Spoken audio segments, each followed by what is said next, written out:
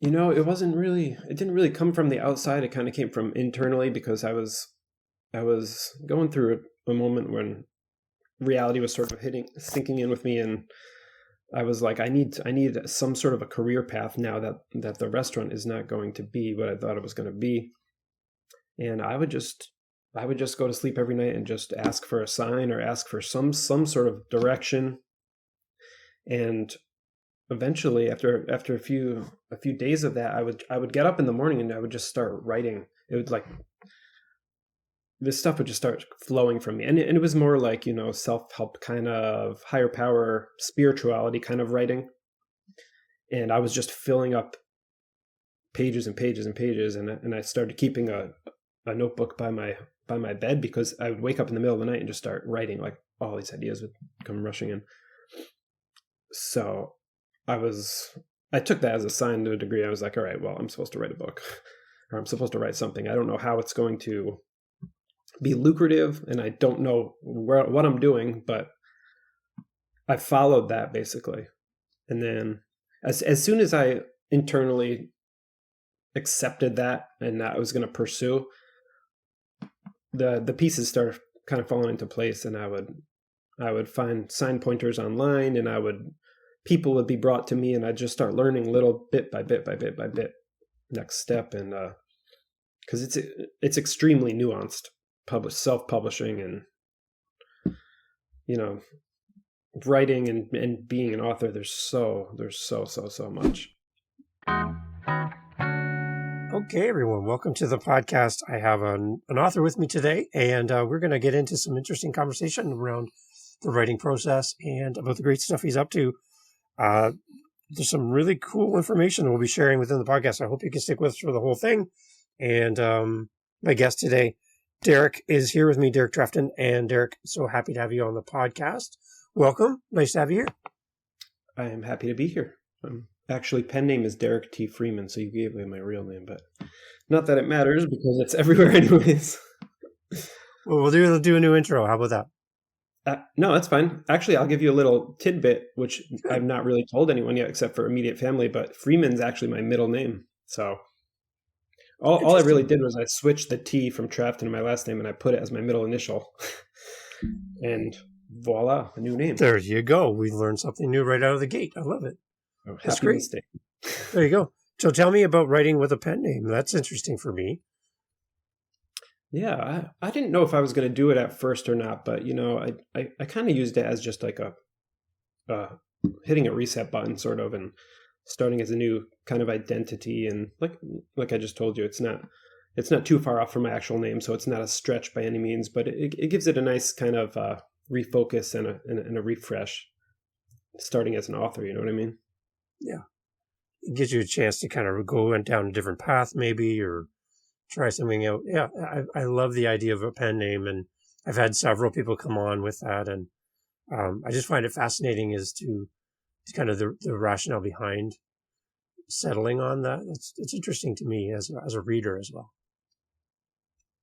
Yeah, it does something mentally, it kind of gives you a new starting point, so to speak. It's like grade 9 all over again. Yeah, hopefully not. No, yeah, exactly. Let's not go back there. Actually, nine was okay. It was 7 and 8 that were tough for me. Really? So, yeah. Okay, Derek, where are you joining us from here in the world? I am in Connecticut, United States. Beautiful. Excellent. New England, yeah. Very nice. Very nice. A lot of history there. That's great. Tell me a little bit, Derek, as we start off about your author journey in general. Like, where did all this start for you? Where one day you woke up and said, I'm just going to become an author. That's something I want to do. Like, how did this all happen? Yeah, it's kind of a long story. You and I chatted a bit before, so I grew up actually playing in a band. Ever since I was a young teenager, 14 years old. I started a band with my brother and my cousin, and as soon as high school ended, we basically toured and put out albums, and that was just my whole life. So in a sense, writing is not really that new to me because I did a lot of songwriting. Obviously, writing a book is different, but it comes from a lot of the same creative space. You know what I mean? So did the band for a good 10 years, my mid 20s or so. It sort of fell apart to a degree. Our guitar player left, and my son was born right around that time, so time to shift gears a little bit. I got into the restaurant industry and management there, and a small restaurant owner took me under his wing basically and taught me everything I could ever want to know about the restaurant industry. And I had a really successful 13 or 14 years there, and all the while still doing music, and I've always had my own studio, so my brother and I will always write and record still to this day. But Nice. yeah, to bring it current, it was basically the huge catalyst that was COVID, as I'm sure it was for a lot of people. But it really hit the restaurant hard, and the restaurant wasn't able to fully recover to where it was before. So it's still there, and I'm still involved to a degree, but it's like a fraction of what it was. So that led me to really start looking for what my next step was going to be, And I went and found your music online on Spotify, and it's amazing. It's really good stuff. So I've been sharing it out with some friends and Thank stuff you. as well, and going, guys, got to check out these guys. Are amazing stuff. Oh, So cool. let's talk about the band just quick, because I like to nerd out on music. I'm a musician as well. Sure. A little history on the band. Can you share the band name as well with everybody? Yeah, the band name is Throne, like a king's throne. So if anybody is actually interested in finding it, obviously that's a common word, but you can Google or search on YouTube. If you search Throne Band Connecticut, it should pop right up. Beautiful. And yeah, like I said, we started when we were really young, and I believe our third show ever was in front of about 25,000 people. Because yeah, And how old were you we were the guitar player and I were 16, and my brother, the drummer, was about 14. On your third show, you're out in that front. Wow. But talk about nerves, right? Yeah, I mean, we definitely played every single night in my parents' basement for 2 years leading up to that. So yes, we yes, we knew what we were doing. However, nothing can really prepare you for that size of a crowd. And yeah, No. the local radio station, the local radio station latched onto one of our songs, and it just got really popular. And then they had, in the time, the late 90s, early 2000s, they had an annual festival show.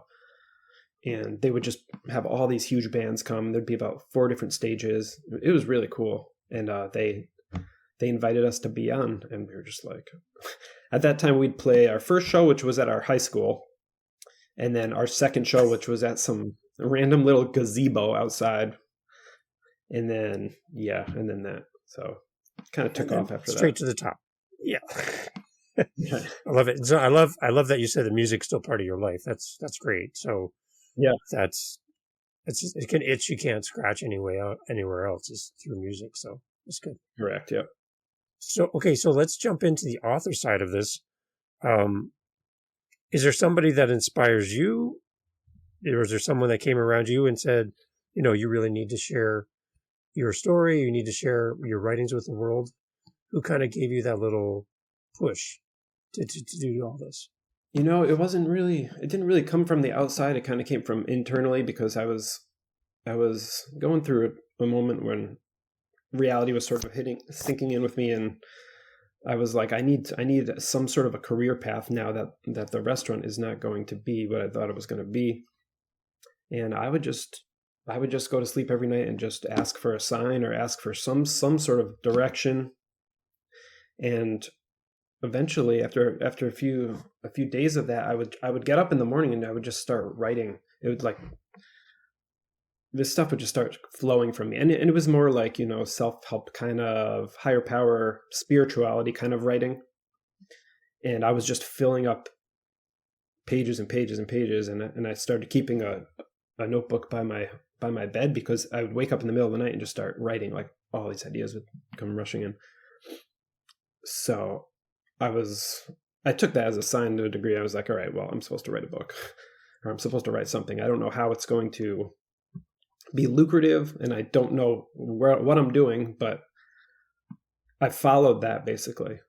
And then as soon as I internally accepted that and that I was going to pursue, the pieces started kind of falling into place, and I would find sign pointers online, and people would be brought to me, and I'd just start learning little bit by bit by bit by bit, next step. And because it's extremely nuanced, self-publishing, and writing and being an author. There's so much.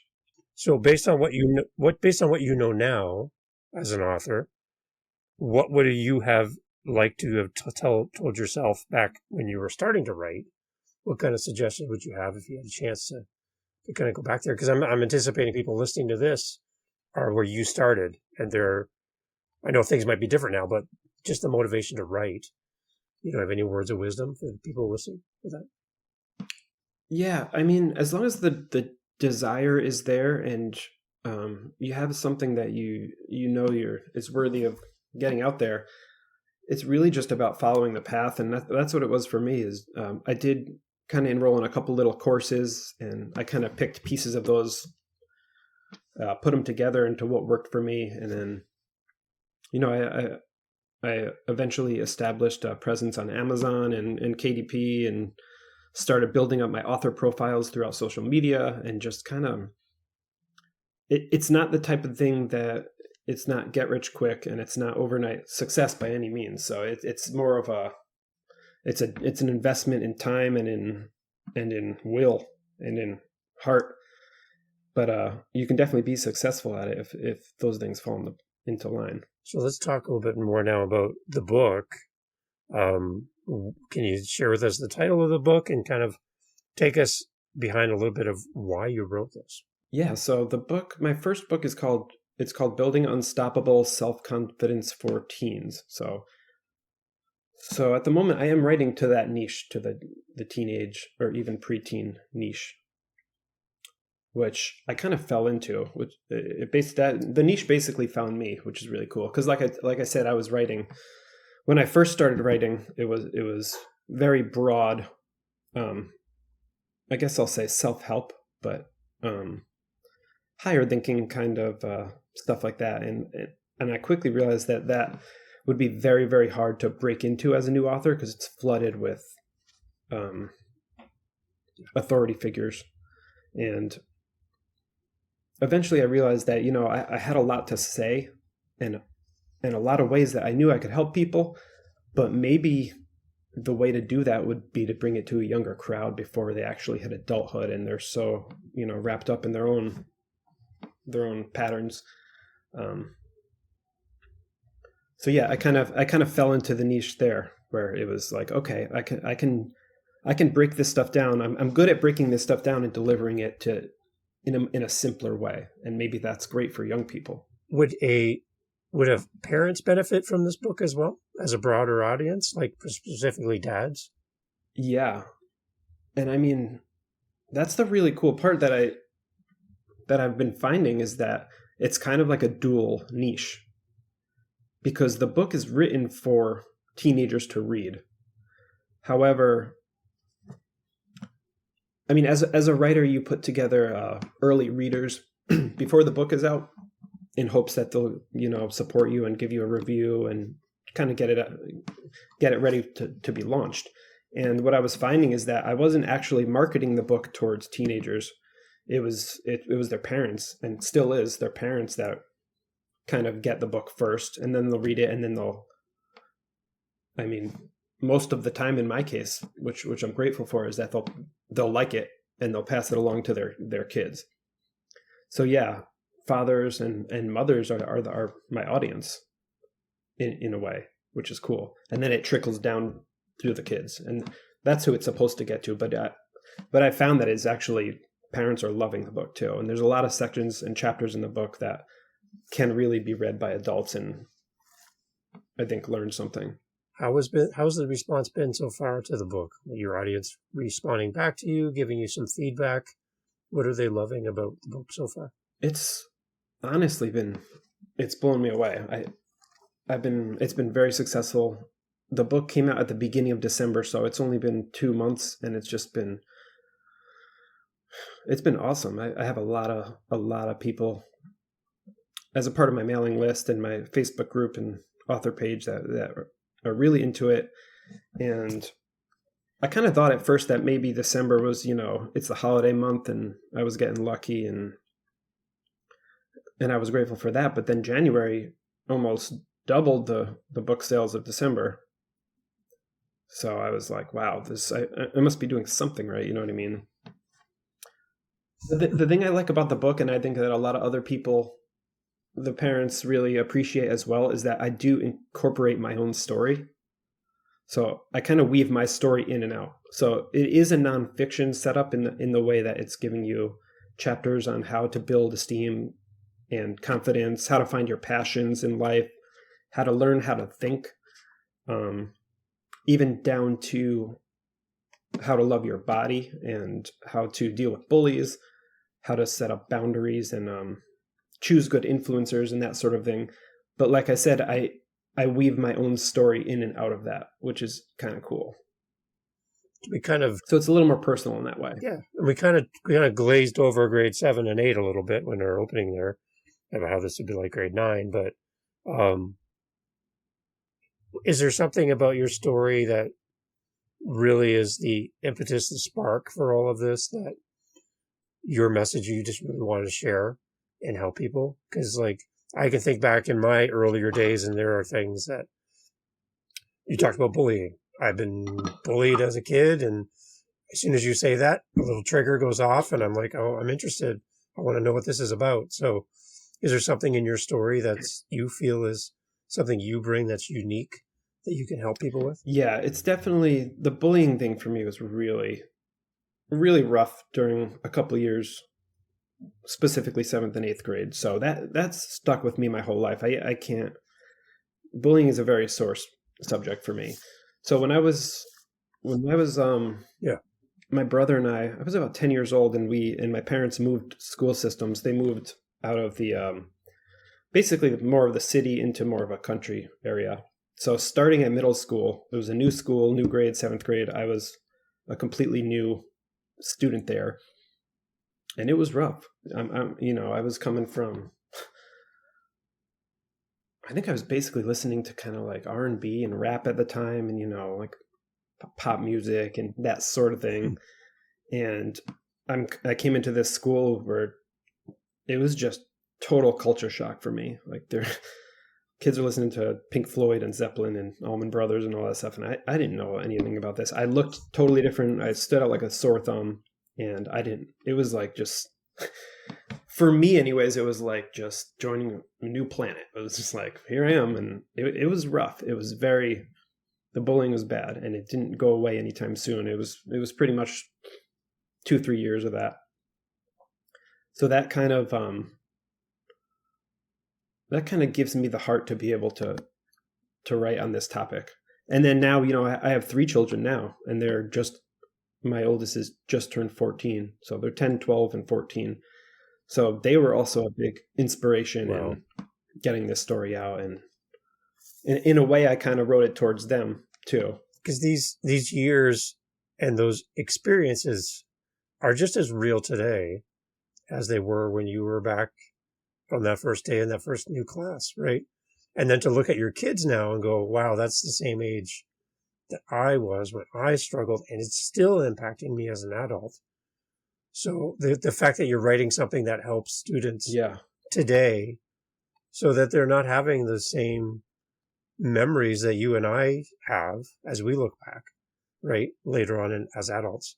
I think that's interesting that you have gone down this path to help kids today. That, like, are you hoping that this book opens doors for you to like speak at school or help kids more in person? Is this kind of where you're headed with this? Yeah, I mean, it's already been opening doors. I don't know that I'm the best public speaker or that's what I really want to do, but I mean, for instance, I've done a ton of podcasts already and interviews, and actually putting a local nonprofit is putting something together in the next couple months for mental health awareness and suicide prevention for young people. So I'm going to do a book signing there.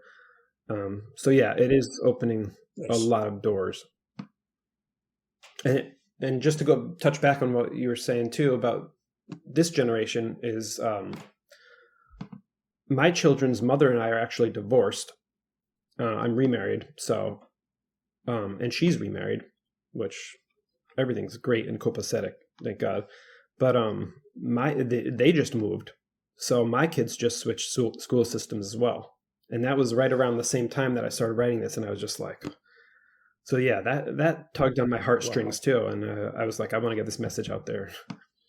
Ironically, my kids haven't even read the book yet, so I'm still trying to get them to do that, but they will. And I guess the other thing that students today deal with that maybe our generation might not have to have done is just being online 24/7. And like we could go home and the bullying, in a sense, could stop physically because we're not there in the same room. But now students bring it home with them on their phones or whatever.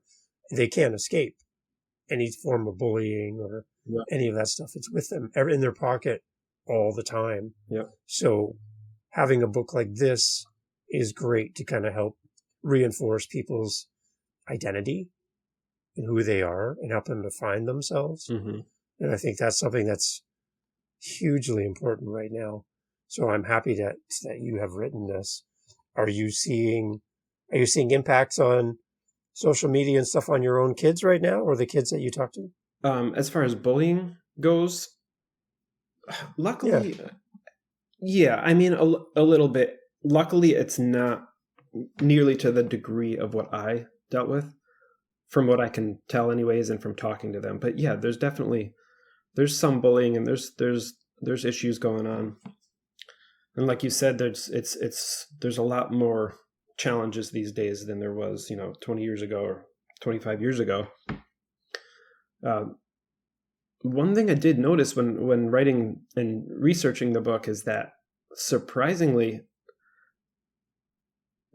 the needs of teenagers and the issues that they face and the struggles kind of are always the same at the root, though, regardless of what century it is or what technology is doing, or there's different types of challenges and different degrees of challenges, but ultimately teenagers, I guess, have always dealt with this, with basically finding themselves in a sea of people and fitting in and bullying and all that. That's always remained, which is really odd. It's kind of like a rite of passage almost. But there is ways to navigate it and to get through it a lot easier and to learn how and why things are happening the way they are. So it's kind of my goal to help them out in that way, to learn from my mistakes and make a positive impact that way. So when your kids read this book, especially your oldest, is there any hope that you have in the back of your mind that this book will help you with this portion of your story? Is there, do you have a hope for that? And I like to unpack that a little bit. I do. I don't necessarily rely on it for that. Like, it's not like, okay, I wrote this book and my kids are going to read it and they're going to blah, blah, blah. And, it's, everyone's on their own path, even very young people are, and they'll read it when it's time. And a lot of the reason I wrote it was for them, but a lot of it was for me too. So, and for other children, not just my own children, I've seen a lot of impact already.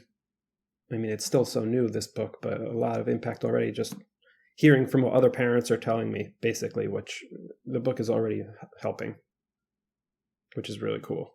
I'm interested too, like you mentioned about your community aspect around the book, where people are in contact with you, and you talk about Facebook and your author page. Can you talk a little bit about just building community around a message like your book, and maybe why that's important for an author to build community? Yeah, I mean, I guess that's kind of the whole reason of putting a book out there is to affect and touch other people, right? So it's not you're not writing a book in a vacuum and just locking it away in your closet. So yeah, I think that would be the natural extension. I can't say that I sought it out too much. What I did a lot of is, and I still do, is joining Facebook groups of, like-minded parents. And that's how I did a lot of my research for the book too. But that's how a lot of these things came along for me, such as interviews and signings and everything, is just reaching out that way and actually being interested and wanting to learn, wanting to help, but also wanting to learn. You know what I mean? Just kind of growing that where you can. And thankfully that is easier these days, finding Facebook groups and finding like-minded people. And yeah, I would have to say that Facebook groups were a huge part of that for me.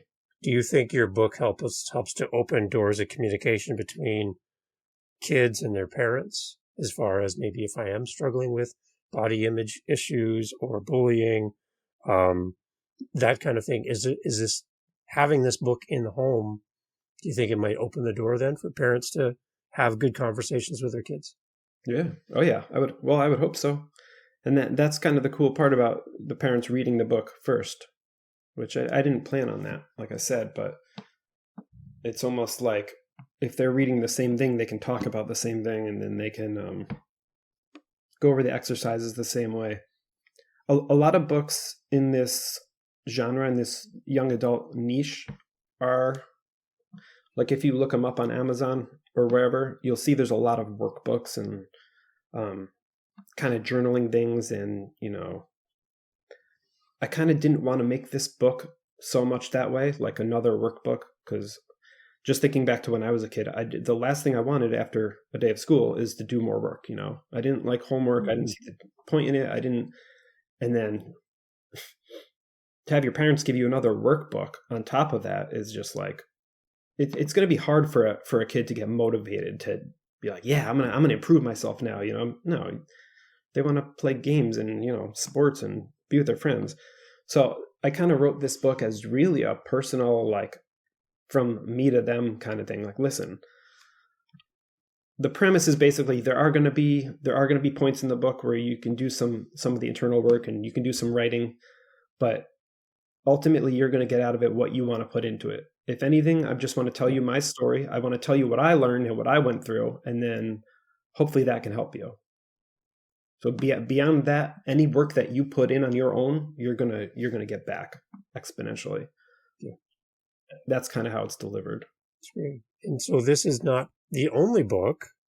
We talked about this before we had record. You got something new coming up as well. Is this going to be a companion to what you've written, or something completely different? It's it could definitely be a companion. Yeah, it's really cool. I don't want to give too much away about it right now. I don't even have the title 100%, but it is geared towards teens again, and it's a different format completely. So, okay, but yeah, I would think the two together will be great together. Good combination. Nice. So that's great that that's coming in the future. And yeah, again, I don't want to spoil anything, but I just love the fact that it seems like once an author writes their first book, the second one is usually pretty well close to the first one as far as idea stage, or, there's something brewing in the background. Again, that's kind of why we picked the name Living the Next Chapter as our podcast, is that you are always living that next chapter. And even though you write one book, doesn't mean you never think about it, reference it, or want to go deeper, or maybe in a new direction. So I love hearing that there's something else in the works too, that speaks to you as an author. I like that. So yeah, and another part of that too is, you spend so much time on your first book building up that audience and building their attention. You know what I mean? And invest. It almost be a shame to alienate those people on your next book and just release something completely left field. I mean, from the writer's end, you're going to have to basically start from scratch. You're going to have to build a new group, and a new niche is not easy to develop.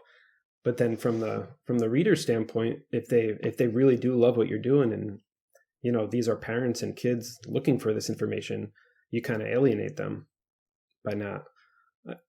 not sticking at least in the same vein. I think it's very smart to do that for at least the first few Awesome. books. So Derek, there's people that have come to this episode maybe because of the title, topic, but I have listeners that are across the board as far as age-wise. So I have listeners who are in grade 6, 7, and 8 who are listening to this podcast, and I'm thrilled with that. I would love for you to talk to them directly as your target audience, the people that would read your book, and just kind of get your message to them today about how they can survive and how they can thrive with all of the pressures that they're facing right now, and how your book helps them. Do you mind kind of going down that path a little bit? No, not at all. I actually think that's really cool that you do have listeners from, younger spectrum too, because it's very hard to talk to them directly, being an adult. And that's why I said, a lot of the times I'm talking to your parents, and I'm trying to reach you guys, but I'm going through your parents first, which is still great. But yeah, I guess if there's anything I want to say is that, like I mentioned earlier, it's not really a workbook. It's a book that hopefully you can read on your own time and enjoy, and reading in general is great. But it can be read with no expectations, and really just to open your mind up a little bit, because when you're not just when you're young, any age, as a human being, we have so much more power than we even know, than we're even aware of, and it's all really inside of us. It sounds a little cliche, but the reason it sounds cliche is because it's true. So the subtitle of my book, the end of the subtitle, is creating your best life from the inside out. So that's what this book is going to do from the start. It's going to work on the inside. How to find yourself. Who really are you? Am I watching my thoughts? Am I aware of the power of my thoughts? Do I know any sort of direction in where I personally want to go, not where others are telling me I want to go? And then as the book goes along, it's gonna show you how this sort of stuff starts turning from the inside and affecting the outside. So it's really, I hope, a transformative kind of book in that way. But yeah, it's if anything, even if I were to break it down to one sentence on why you should read this book, it's just because you have so much more power than you even know, and might not even know. Some people live their whole lives without knowing, but if you can even start to tap into that when you are young, then you're so far ahead. And for you, not for other people, not for your parents, not for authorities, for you. It's awesome. So that would be my message to you. I love it, Derek. That's imagine how your life would be different when you were in grade 7 and you heard an adult who had a book like yours come to your classroom, come to your school, had a podcast, I don't know, but you were able to hear this message back in grade 7, how this might have helped you. And the fact that your message today now can help this generation, right? That's a big thing. That's huge. I think about that all the time. Yeah. I think about that. And when I was writing the book, that's kind of what I thought about too. I was like, I want to write something that I wish I had when I switched schools in 7th grade. And I was, I didn't like myself at all because other people didn't like me. And I looking back, I realized that I was going about everything completely backwards.